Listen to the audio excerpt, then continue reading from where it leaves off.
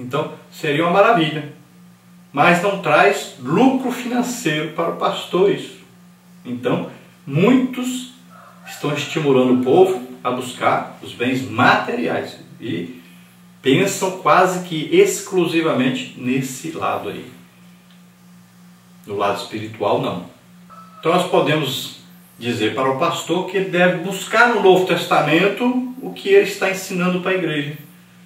Existe, qual é o seguidor de Jesus aí no Novo Testamento que ficou rico? Existe algum exemplo? Apóstolo Paulo, Pedro, João, Timóteo, Barnabé. Quem é que ficou rico aí? Pelo contrário, no caso de Barnabé foi você vender o que tinha para ajudar as pessoas. Paulo despojou-se de tudo que ele tinha para ajudar, para dar a sua vida pelo seu ministério. Pedro deixou lá, se tinha alguma coisa, deixou tudo pelo ministério. Então, nós temos que olhar para o Novo Testamento. O viver da igreja está ali em Atos dos Apóstolos, é um molde. E as cartas pastorais vêm confirmando isso. Qual exemplo nós temos de alguém que seguia Jesus, de alguém que liderou a igreja e ficou rico? Onde é que está isso? Então, pastores, sigam a palavra, o evangelho. Oriente as ovelhas dentro da palavra de Deus. Não é o seu papel falar sobre riqueza. O seu papel é falar sobre Jesus. O seu papel é ser exemplo para o rebanho de espiritualidade, não é de materialismo.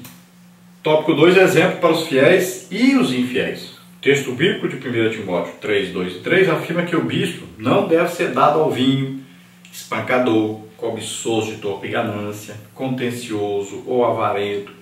A recomendação é que o obreiro seja moderado. A igreja, o corpo de Cristo, precisa contemplar em seu líder sinais claros do fruto do Espírito, tais como autocontrole, mansidão, bondade, amor.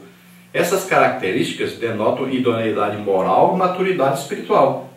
A mesma postura moral que o pastor atesta aos fiéis deve ser demonstrada igualmente aos infiéis. 1 Timóteo 3, 7. Então veja bem, hoje até parece assim absurdo falar com um líder que ele não pode ser dado ao vinho, ou seja, ser dado à bebida alcoólica, né? Cerveja, vinho, cachaça, uísque, sei lá o que, qualquer tipo de bebida alcoólica. E incluindo aí o que? As drogas, né? Nem o cigarro, nem qualquer outro tipo de droga alucinógena. Por quê? Porque ele vai tirá-lo da condução do Espírito Santo. Ele estará prejudicando a ele próprio, que é o corpo dele, que é o templo do Espírito Santo, e também estará tirando o controle do Espírito Santo, estará tirando aí a direção do Espírito Santo. Ele ficará totalmente embriagado com essas coisas que tornarão o seu pensar, a sua atitude, sujeita ao diabo e não a Deus. Então é muito perigoso. Então, uma das coisas é essa. Outra coisa, aí nós podemos ver que são qualidades aí que deve ter na vida daquele que é um pastor, porque ele é exemplo dos outros. Então vai falar sobre várias coisas. Aí diz, olha, não pode ser um espancador, espancar os filhos, ou quem sabe até pessoas. Cobiçoso de torpe ganância, ficar desejando a vida inteira ser rico. Contencioso, viver contendendo com as pessoas. Avarento, ou seja, aquele que ama mais o dinheiro que a Deus, aquele que não dá os seus dízimos, suas ofertas corretamente. Moderado, então nunca está aí exageradamente buscando as coisas materiais. Então aí são as condições más. E as boas condições que estão dentro do fruto do Espírito aí. Autocontrole, mansidão, bondade e amor devem ser características próprias de um pastor. Então tudo funciona aí com o amor. Veja aí, o fruto do Espírito começa com amor. Então a qualidade principal do fruto do Espírito é o amor. E a partir desse amor, as outras qualidades vão sendo desenvolvidas, né? Então imagine esse fruto do Espírito aí como uma laranja de 9 gomos. Então você deve experimentar na sua vida cristã de todos esses gomos aí, essas qualidades do fruto do Espírito. Então o pastor deve desenvolver todas essas qualidades e ele vai ser exemplo do rebanho em todas essas qualidades. Por isso é tão difícil se achar um pastor que tem realmente um ministério de pastor. Porque é difícil achar alguém que vá desenvolver todas essas qualidades do fruto do Espírito para ser exemplo dos fiéis. É uma luta muito grande. Então por isso também que ninguém sendo aí novo convertido pode ser colocado para ser um pastor. Ninguém que é um crente há pouco tempo vai ser colocado para ser pastor. Por quê? Porque se exige que o pastor já tenha desenvolvido aí essas qualidades do fruto do Espírito em sua vida. Exige-se que ele seja exemplo dos fiéis e não que ele vá aprender ainda a ser exemplo. Por isso é colocado sempre alguém que já tem uma experiência, né, que tem aí um testemunho de vida, tanto dos que estão fora da igreja como os que estão dentro da igreja. Então alguém que é conhecido fora da igreja como aí alguém corrupto, como alguém que não paga suas contas, como alguém que adulterou e várias outras coisas. Se alguém é conhecido assim lá fora, ele não poderá ser um pastor. Ele não poderá ser exemplo para os outros. Porque aqui a palavra de Deus diz que ele deve ter um bom testemunho. Tópico 3, exemplo para a família. Não podemos esquecer que antes de ser exemplo para a igreja local e com os de fora, o ministro do Evangelho, em primeiro lugar, deve ser o exemplo para a sua própria família, a sua primeira comunidade e igreja. Governar a própria casa com modéstia e equilíbrio, criando seus filhos com respeito, como está em 1 Timóteo 3,4, é o testemunho que toda família cristã deseja experimentar na convivência sadia com o pastor, que é esposo, pai e avô. Portanto, todo obreiro deve cuidar bem do seu lar, pois sem o devido respaldo deste, o seu ministério jamais terá credibilidade. Então veja bem, a importância da família. Em primeiro lugar, sempre é Deus. Amar a Deus sobre todas as coisas.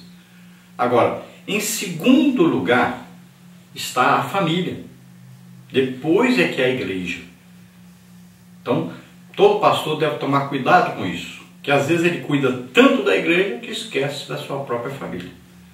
Então, ele deve ter um bom relacionamento com a sua esposa, com os seus filhos. E deve criá-los na admoestação da palavra. Esse pastor, ele deverá ter um relacionamento com a sua família de tal modo que os seus filhos sejam obedientes, que os seus filhos também sigam a mesma fé do pastor.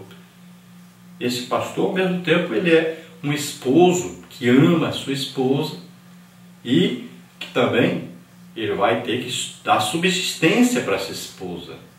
Ele vai ter também que cuidar dessa esposa, ele vai ter também que cumprir os seus votos para com essa esposa. Ele vai ter também que ter sua vida sexual correta com essa esposa. Às vezes também os filhos não respeitam o seu pai, que é o pastor, porque ele não paga as suas contas direito, ou mente muito, engana, promete, não cumpre, ou é um brincalhão dentro de casa, não tem responsabilidade, não dá a subsistência necessária à sua família. Então, é importante que esse pastor também tenha um equilíbrio emocional, um equilíbrio familiar, para que ele possa, lá fora, ser um exemplo para o seu rebanho. Então, ele tem uma família equilibrada. Então, não pode um pastor, de repente, ter os filhos, né, que estão servindo ao diabo, estão fazendo aí todo tipo de coisa errada fora. Não pode um pastor ter uma família toda atrapalhada, servindo ao diabo e não a Deus. Então, é um exemplo. Se você olha para a família do pastor e de repente vê que essa família não é uma família cristã realmente. Não é uma família que obedece à palavra de Deus, que não obedece ao pastor. Então a família também é um retrato do ministério pastoral. E a Bíblia diz que quem não consegue aí controlar a própria família, não consegue dar aí uma subsistência à sua própria família, não consegue dominar seus próprios filhos, não consegue coordenar o trabalho dentro de casa, também não vai ser possível fazer isso na igreja. Se ele não consegue nem dentro de casa, que é a sua mini igreja, vamos dizer assim, imagine a igreja com muitos membros. Então é preciso que ele saiba cuidar da sua família para cuidar bem da família de Deus. Lembrando que o pastor precisa muito do auxílio da sua família no seu ministério. A sua esposa poderá ajudá-lo muito, seus filhos poderão ajudá-lo muito no seu ministério. É muito importante que a família do obreiro seja uma família que está sempre orando pelo obreiro, está sempre tentando ajudá-lo de todas as formas no seu ministério. Na parte 3 nós temos aí o ministério pastoral. Tópico 1, a missão do pastor. Tópico 2, uma missão polivalente. Tópico 3, o cuidado contra os falsos pastores. Tópico 1, então, a missão do pastor. O termo pastor do grego poimen, no Novo Testamento, tem o significado de apacentador de ovelhas. De acordo com esta definição, podemos afirmar que a principal missão de um ministro é cuidar das pessoas que receberam Cristo como Salvador, dando-lhes alimento espiritual através do ensino da palavra de Deus, como encontramos no livro do profeta Isaías, Isaías 40:11. O verdadeiro pastor cuida das ovelhas com zeloso amor e compaixão, entregando-se totalmente às suas demandas. Então o termo aí, pastor, quer dizer apacentador de ovelhas. É um cuidador, vamos dizer assim, das ovelhas. Ao mesmo tempo ele protege essas ovelhas e ao mesmo tempo ele cuida dessas ovelhas. Ele dá o alimento necessário para as ovelhas. Então veja bem, ele vai levar as ovelhas, conduzir as ovelhas a uma alimentação correta, não deixando que essas ovelhas sejam alimentadas incorretamente. Ele não pode dar uma comida errada para essas ovelhas. E nem pode permitir que essas ovelhas sejam alimentadas com alguma coisa que vai envenená-las e não dar saúde a elas. Então é preciso que o pastor tome todo o cuidado com as suas ovelhas. Ele deve sempre trazer um alimento espiritual para as suas ovelhas. Não quer dizer que o pastor vai ser aí um mestre, vai ter um ministério de mestre.